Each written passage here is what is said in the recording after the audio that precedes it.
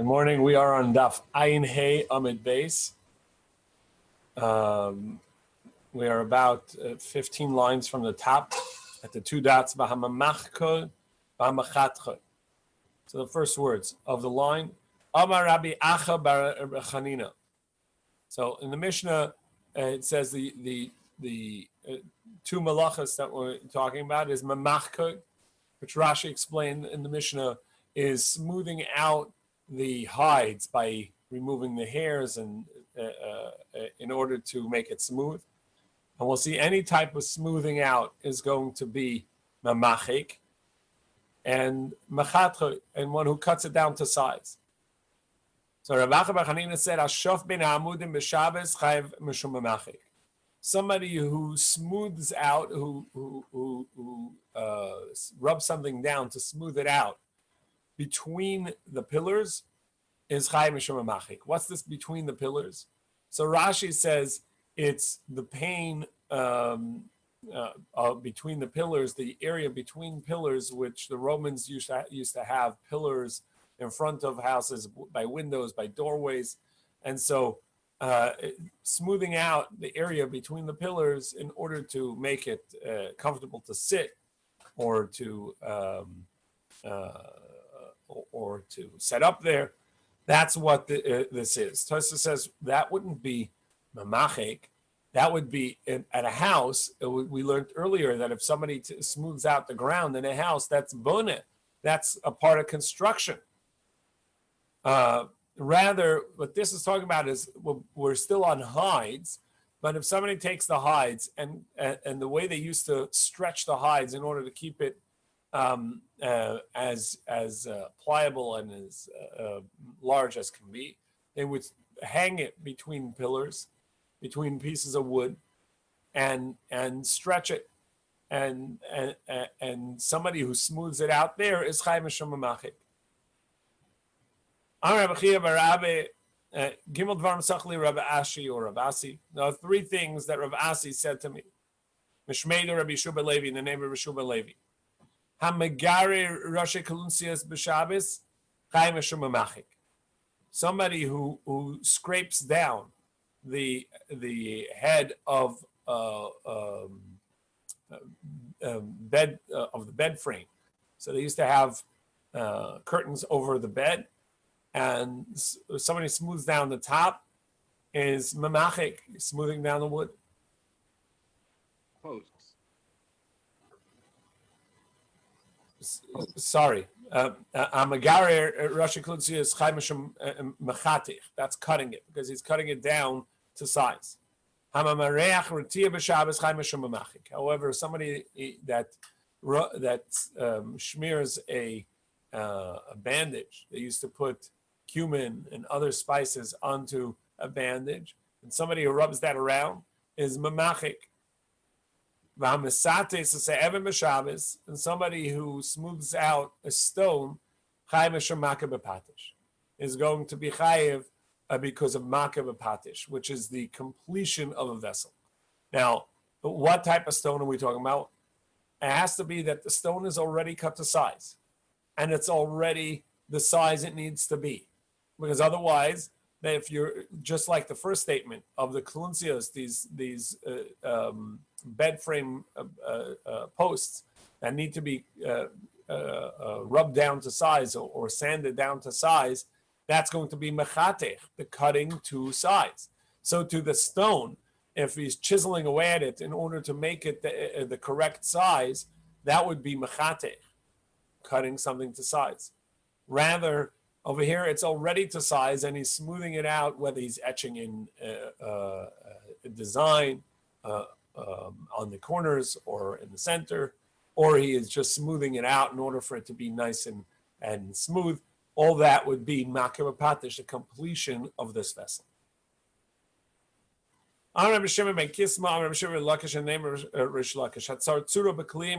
Somebody who has a vessel. The vessel may already be a receptacle and good as it is, but he is engraving or creating some sort of image on it. Or if somebody blows glass Chaim Shemakav Patish, those are going to be the completion of a vessel, and those would be Makav Patish, completing a vessel to make it usable. Rav Yehuda further said, Haiman the shakel akufi meglimi chaim shemakav patish. Somebody removes the two threads from a garment or makav patish. What are these two threads? So at the end of the tailor, at the end of the garment, he will put in threads to hold things in place as he sews up the last corners. So those threads that are meant to hold things in place are not really meant to be worn. It's supposed to be removed prior to wearing the garment. So it could be makav patish to remove that because beforehand it was not wearable and people don't wear it as is. And so you have just completed the vessel by pulling those two out. But of course, that's only if you wouldn't wear it without it. But if you would wear it with that still in there, so then it is considered a vessel, and you haven't done anything because it already was a wearable garment. And one who writes two letters. Somebody wrote one large letter. Essentially, the letter can have multiple parts, and it could look like more than one letter. Even though that it has enough space that you could have written two letters there or more. Nevertheless, that even though it's prohibited, you would not have reached the requisite amount to be chayva chatas, to bring a chatas offering. Mochak is gedola. However, if you erased a letter, and we know that erasing has to be with the intent of writing two letters, but otherwise it's destructive. The constructive nature of erasing is erasing so that there is paper that can be used for writing. So, mochak es gedola, somebody erased a large letter, and in its place, there's enough to write two letters. That would be chayiv. So the erasure of a letter does not require erasing two letters. Just it requires erasing enough space to make two letters. And in this manner, even erasing is more strict. Is stricter than writing, even though that erasing essentially is only for the purpose of being able to write. That's what makes it a tikkun, that it's not mekalkel, it's not destructive, it's constructive. But nevertheless, in order to write, to transgress and bring a chatas for writing, you have to actually write two letters. Whereas in erasure, you just have to erase enough space that you could write two letters in that space. One who builds, one who destroys, deconstructs, one who extinguishes a fire or lights a fire, and one who is a makav patish, completes some things, which is striking of a hammer, which is the completion of a vessel. So Rabbi Zera, and there's a different text here that says Rabbi Zera. So Rav and Azera Damar Tavai, they both say Kol midi de isbe gemar malacha chayim shemakav patish. There is construction. Every step of construction will be boneh. Makav patish is anything that is the completion of something. Anything that finishes something up is going to be makav patish. It would seem that from the language here, it has to be that the work itself is a malacha, is a completion, is a Shabbos prohibition. But yet, there's makav patish. So there's always a question: where are you transgressing the malacha, the prohibition, and where are you the Shabbos the other 38 malachas? And where is it going to be makabah patish? Think of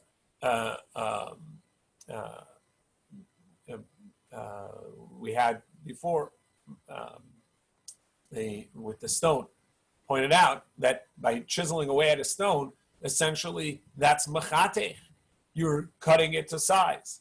So we had to come up with this a scenario where it's already to size, and here you're just completing it by making it smoother and nicer. So that's the makabah patish. But it has to be that you're doing something to make it smooth in order that would be prohibited on Shabbos. But if you were doing something that's permissible on Shabbos, then there's a question in halacha, would that also count as makabah patish? For instance, if I sprayed water at it, so spraying water at something is not going to be a malacha on Shabbos.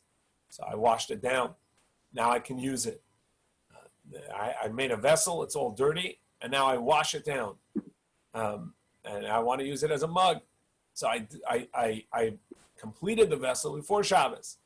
And now I just want to wash it down so that I can use it. Is that going to be makabah patish? Of course not, it would seem. That I didn't do a malacha, and that's the language over here. Because it says, kol midi de isbe malacha, anything that has a malacha, a creative work, and is the last bit in order to make it usable, is makabah patish. What's the nafkamina though? I mean, is it whether I kind of lost what? So I know it's makabah patish, and it's not boine. Either way, I have to bring a chatas. What is it that I wouldn't have to bring a chatas for this and a chatas for that? That it's the same malach. What's the nafkamina here? That precisely is the question that the poskim ask. If either way I'm going to be transgressing, it's just that I'm either doing bona construction or makabah patish, completion of a vessel, of a completion of something. So then, what's the difference? And some say you're right, like you said, it's in order to know what warning you need to give a person or technicalities. But it seems though that it's different. There are times that you may not be, you're doing the work, the creative work of construction, but it no longer fits the parameters for whatever reason. Or like in the case that I was mentioning before, by the stone. You have mechatech, you're cutting down a stone to size. So you're chiseling at it, but it's already to size, so then the chiseling would not be a makabah patish because it's already been chiseled, right? It's already been chiseled and cut down to size. So all you have at this point is that all you have at this point is that you're making it nice, and that's the completion of the vessel. So they actually would apply at different points in the process. There may no longer be a malacha because it's already cut down to size, because it's already cooked, because it's already hardened, because the weaving has already been done. And let's take the case of removing the two threads, right? So I pull out those two threads. I pull out the two threads. Those the garment's already been put together. Pulling out of threads, it's deconstruction. I'm taking out a weave. So I haven't done anything constructive anymore, but it's a part of the malacha and of weaving, and it's completing the vessel. So that's where it's going to apply. Does that make sense? I mean, I think so. Well, that's good. Well, I mean, it you know,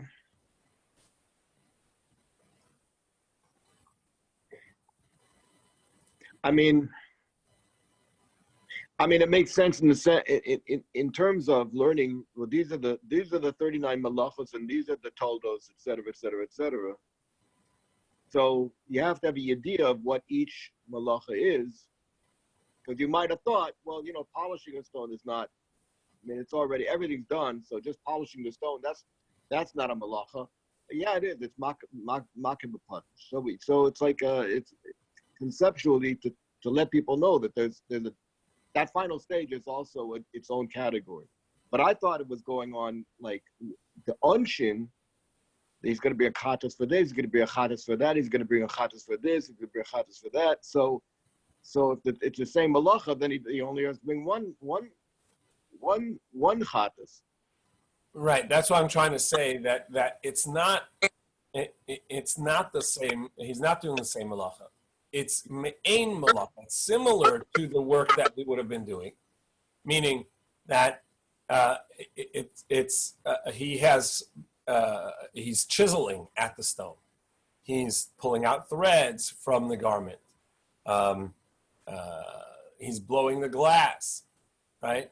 And even though that there's no construction of vessels, we'll see about that more, where there's a limit to how much construction can be considered construction when you're constructing a vessel versus constructing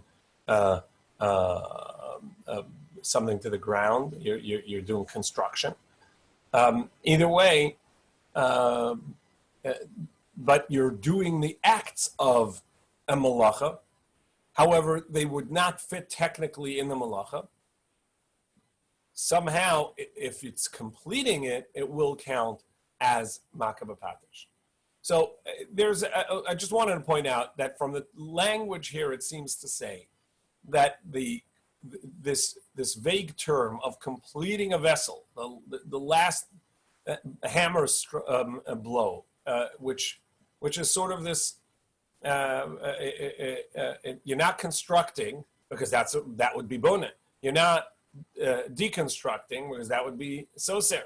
You're not weaving because that would be weaving. Here, what you're doing is makabah patish, completing a vessel. So it has to be you're doing something that pertains to the other 38 malachos, but you're not actually technically going to transgress that malacha on account of that. On account of that, you're missing something. Some aspect is not going to be there. For instance, chiseling the stone, where you chisel the stone down to size, that is mechatech. That's cutting down to size.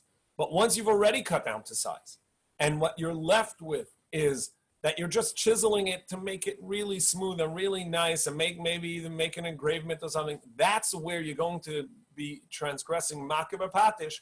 You're doing the act of one of the other malachas. Here, machatech, you're chiseling down to size, but it's already down to size. But you're making it perfect. You're completing the vessel. So now you're going to transgress the other malacha, which is the completing of a vessel, and not the boneh, the construction, deconstruction, cutting down to size, etc.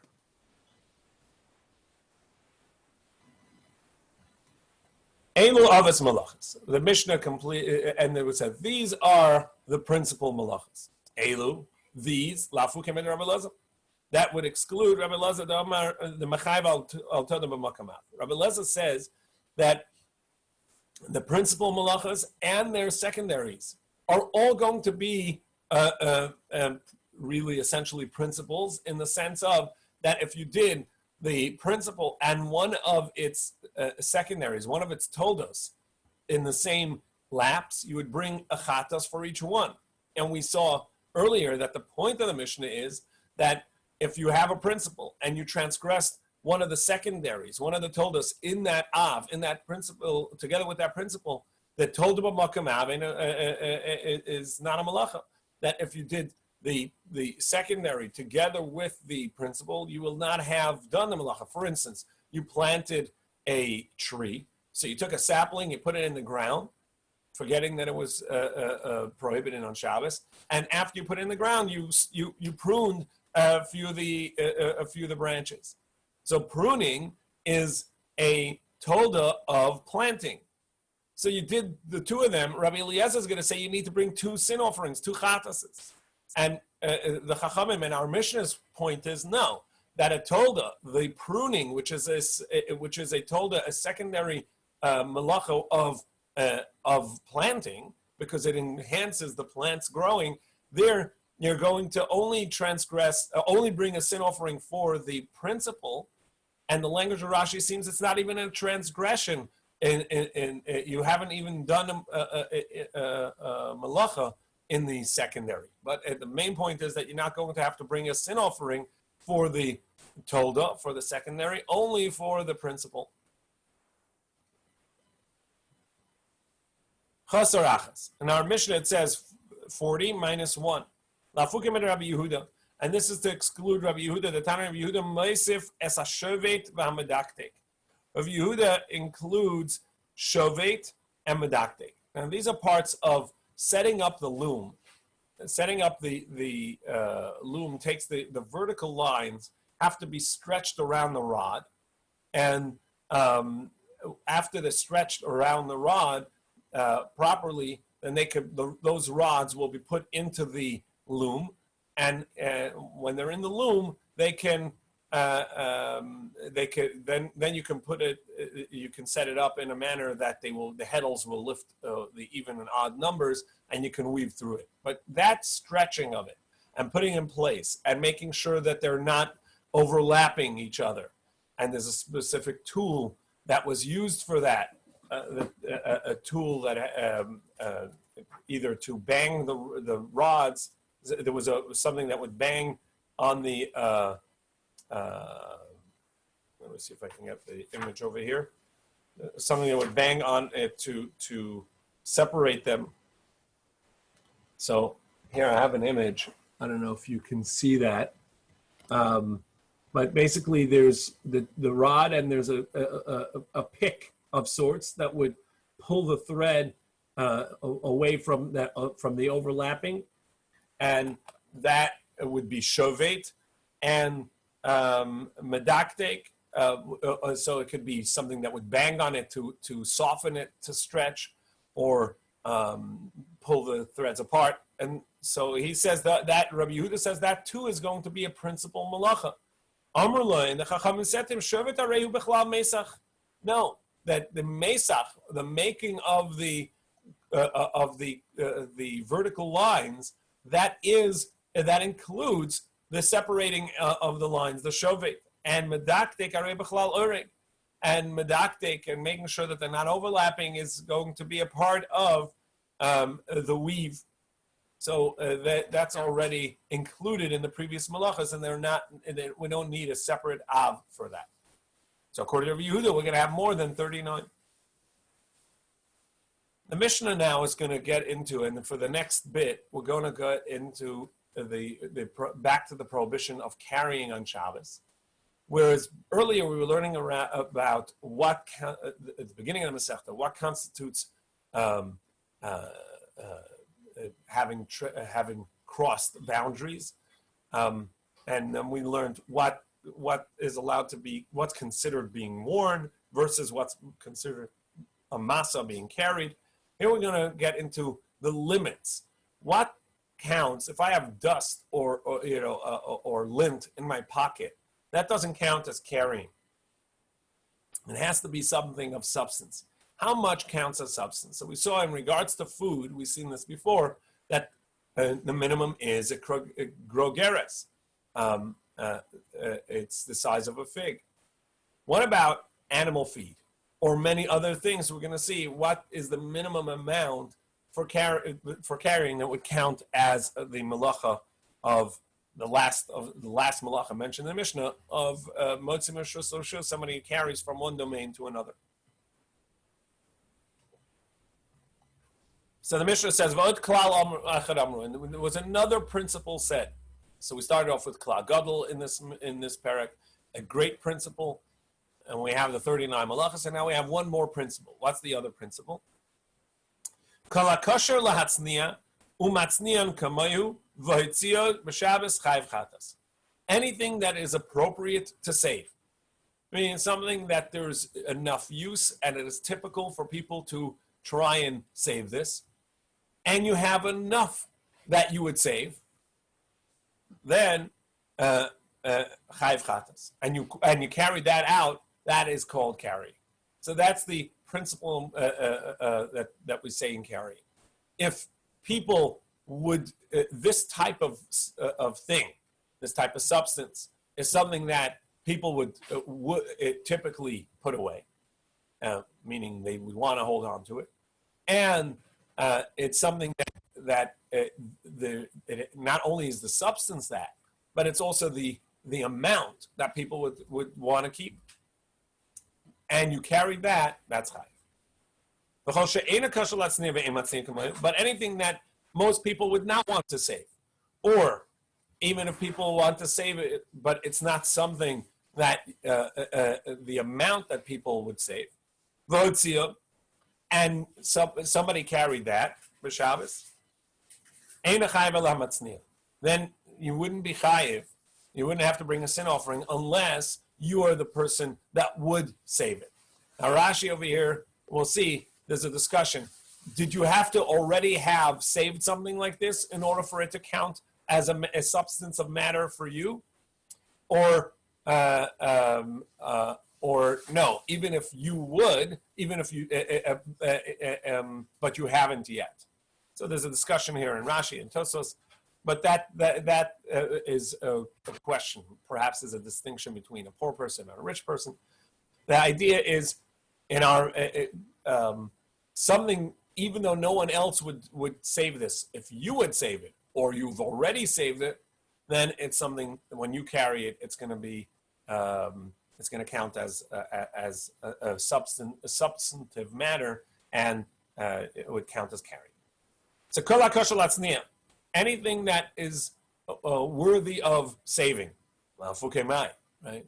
When you in our society, this is not a relevant question, as opposed to what? Because we toss everything out. But back then, the Gemara had to ask a question: what wouldn't you save? What's a type of substance and matter that you wouldn't want to save? So Rav Papa Amar lafuke dam nida. So as opposed to nida blood, menstrual blood, because blood itself was also saved because the animals would eat it. But dam nida, nida blood, menstrual blood would not be saved because they wouldn't save it. So Mar Ukva Amar lafuke atze ashera. Mar Ukva says no, it's not to even nida blood would be included, and what we're talking about is atze ashera, woods from the Asherah tree, which need to be destroyed. You're not allowed to benefit from it. It's idolatry. It's avodah zarah, and therefore there's no use to saving it. So Mandam Adam Nida. So the first opinion, Rav Papa, who said nida blood is not something people would save. Of course, he would also include Asherah wood. Mandam Asherah, but the one who says Asherah wood, Aval Dam Nida, but nida blood mitznale l'shunra. No, that's something that you would save. You would save it to give to your cat. The idach and the other, and however, Mar Ukva says no, you wouldn't save that to give to the cat. Even the chalsha le mitznale. Since there were people were afraid that if an animal eats the menstrual blood, that the woman would get ill, so they wouldn't give it to anybody. Either way, this is not like the opinion of Rabbi Shimon. The Hikar of Shimon, Rabbi Shimon said, we'll see later in the Mishnah that Rabbi Shimon says all these measures that we say a minimum is only for the people that actually will put them away. Meaning even the minimums that we have are only for the people that actually put them away. And Rashi over there in that Mishnah says someone who's already put it away. So our Mishnah would indicate, not like Rabbi Shimon, that it could be that it's only if our Mishnah would be for anybody that would put it away, or there's a requisite amount based on most people putting it away. And Rabbi Shimon says, no, it's practical to each person, whatever they would keep. And the measure that they would keep, that there is a transgression of carrying. And anything less than that, then there would be no transgression. So the Gemara says, anything that's not appropriate to put away. So Rabbi Lezer says this is not like Rabbi Shimon and Elazar. And now we're on Ayin Vav and Aleph, 76a. The Tanya we learned, Kollel Rabbi Shimon and Elazar kol she'eini kosher la'atzniya ve'im atzniya kamayu v'huchsher lezeh ve'atzniya Rabbi Shimon Elazar says in our Mishnah that if it's something that's typically not saved, it's a substance that's not saved. People don't want to keep it, and it's not a measure that people would save, and this is insignificant. But I did. To me, I'm a hoarder or whatever it may be, and I've saved it. And somebody else comes and carries that, even though that for that person it's of no significance. But since I've already made it significant by my own hoarding it, by my own saving it, and they carried mine, so therefore they're going to transgress. That's what Rabbi Shimon Elazar says. Our Mishnah says no. It doesn't go by the owner who had already saved it, and therefore they made it significant. That would only be significant to the person who saves it. But for everyone else, who this is of no significance and it would toss it, that does not count as carrying.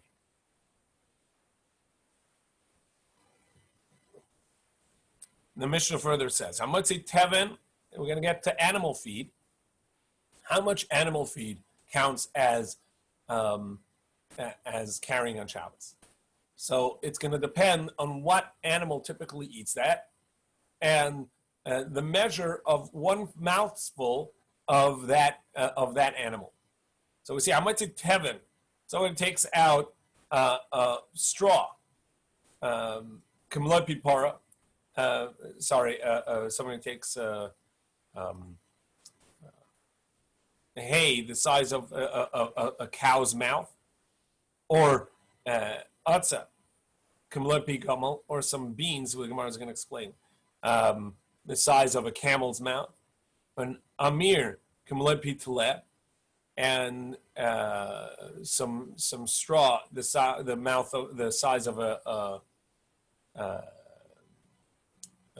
mouth of a young lamb, of a tleh,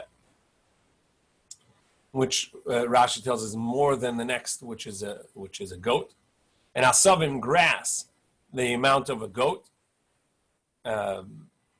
And alei shum v'alei b'tzalim lachim, and moist garlic skins or onion skins. That would be kurgagera, since humans can eat that, so that would be a fig size. Yuveshim, however, dry, which humans will not eat. So then kamloi pi gedi, that's as much as a goat would eat, a mouthful of a goat. And since these are of different measure, they don't combine with each other because they're not an equal measure. So we have a cow's mouth for hay, and a camel's mouth for some beans, and a lamb's mouth for some hay, and a goat's mouth for grass. So my atzah, what is this atzah? Amar of Yehuda Teven Shalmini Kitnius. It's some sort of bean hay. So I don't know exactly what, but some type. If somebody's bringing hay the size of a cow, a cow's mouth, but he's bringing it for a camel, so it's not significant enough for a camel to eat as in one bite in one mouth, because they have much bigger mouths. But nevertheless, for a cow, and cows typically are the ones to eat this, it would be enough. So Rabbi Yochanan says chayiv, and Rish Lakish says no, that would not be enough, because you're bringing it for a camel, so that's not significant enough.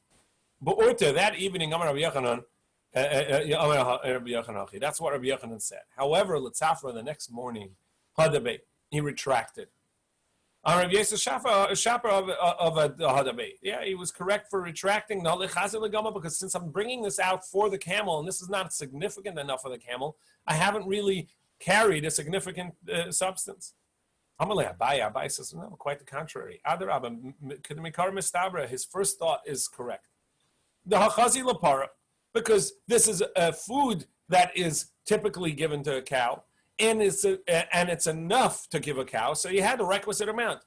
It doesn't matter for whom he was carrying it, or rather, what matters is what type of food it is. So, what is this substance? It's a substance that's typically fed to cows, and it's enough to feed a cow. Well, then then this is a matter of substance.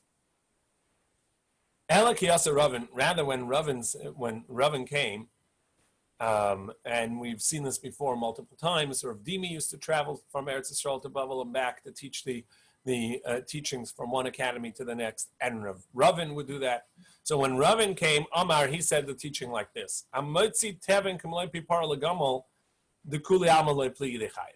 actually, in this case, everybody would agree that Yechayev. If somebody brought a cow's food, meaning hay, and enough to for a cow's fill, a mouthful, which would be a substantive amount of a substantive food, that would count as carrying, and everybody would agree to that. Keep ligi, rather, what's the machlokes? The other way around. Motzi atze kamloi pipara lapara. It brings this bean hay, which typically only camels eat. Cows will not really eat it as much. And it brings it the measure of enough for a cow. Now, it's not enough for a camel, and this is typically camel food. So perhaps I would think, since it's camel feed, it would have to be you would have to carry as much as a camel would eat. And if you carry less than that, then even though that it's enough for a cow, but it's not cow food. That's the question. And here it was said in the reverse. Rabbi Yochanan says exempt. Reish Lakish Amachayev. Reish Lakish said you've transgressed. Rabbi Yochanan Rabbi Yochanan says you're exempt. Achila yedei atchak l'shma achila. That this is not considered a substantive matter, even though that you're bringing it. It's food for a cow. It's enough for a cow, but it's not a cow's feed. It's not what they really want. And even though they may eat it because they're hungry, but that's achila yedei atchak. That's eating out of pressure, out of duress, but not as proper food, and so it would not be enough to be a substantive matter. And Rish Lakish Amachayev, Rish Lakish says that it does count, because after all, it's enough to feed the cow, and in this matter, it's going to be cow feed because they're going to eat it because that's all they have, and therefore it's going to be the requisite amount. Now, it doesn't. Ravin, when he came, didn't mention the retraction. So Ravin the way we have the text would seem to say that Ravin has said no, and Rabbi Yochanan never retracted his opinion. That part of the story also was inaccurate. And therefore, the halacha would be, since halacha is typically like Rabbi Yochanan over Reish Lakish, that Rabbi Yochanan, halacha would be like Rabbi Yochanan, that somebody brings camel feed for a cow, which the cow may eat, but it's not their regular food, and it's enough for a cow, not for the camel, that they would be exempt, because this is not a significant enough matter. However, the Rambam says that they are liable and have to bring a chatas, because it seems the Rambam is going to hold that the Ravin didn't disagree with the second part of the story of the retraction, and the retraction remains in place. He was only disagreeing about what was the original disagreement, and then Rabbi Yochanan retracted and agreed to Reish Lakish. In either case, it's not so common that we have camels or cows, so when that happens and you have camels and cows, call me for clarification. Amer kamaloi pitule. Straw as much as a lamb would eat. Batanya kergeres. But we have a brisa that says that it's the size of the size of a fig. That is the same amount. A tle, the mouth of a tle of a lamb, and a fig is exactly the same amount. The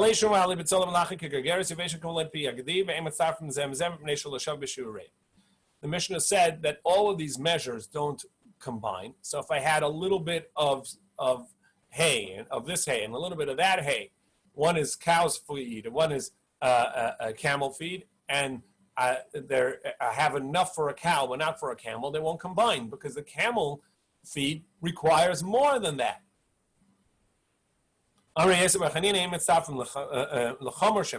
If it won't combine for the stricter. But of course, for the more lenient, it's going to combine. That means if I had half the requisite amount of camel feed, and then I add to it half of the cow feed, enough to make it 50-50.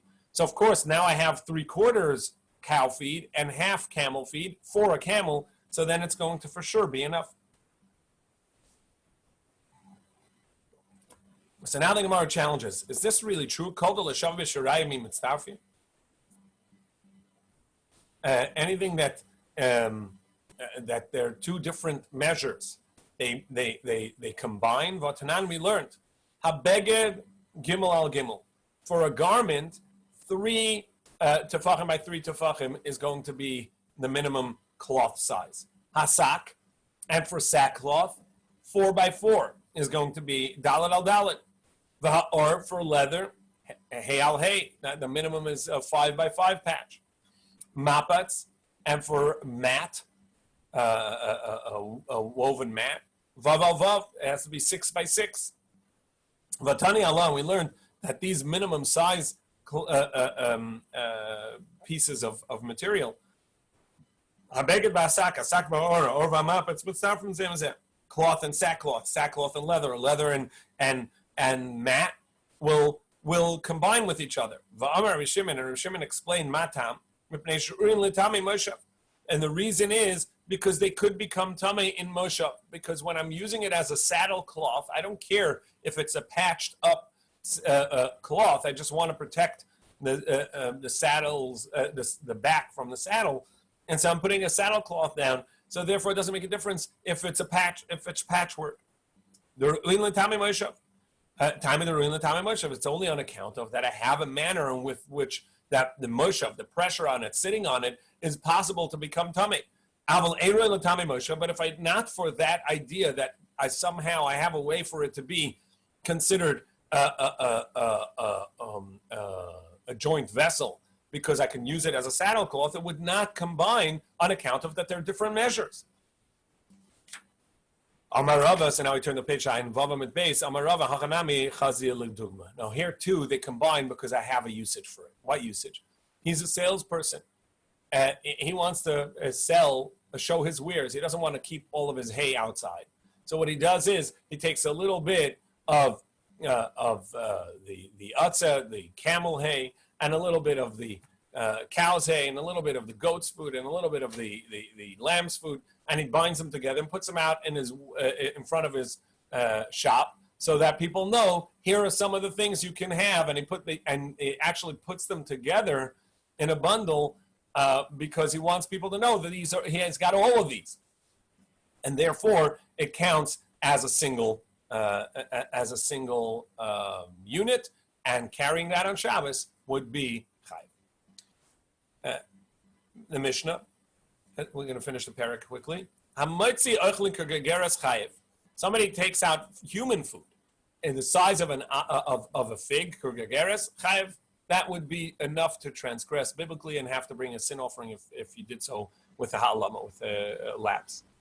And all foods will combine because it's all exactly the same measure.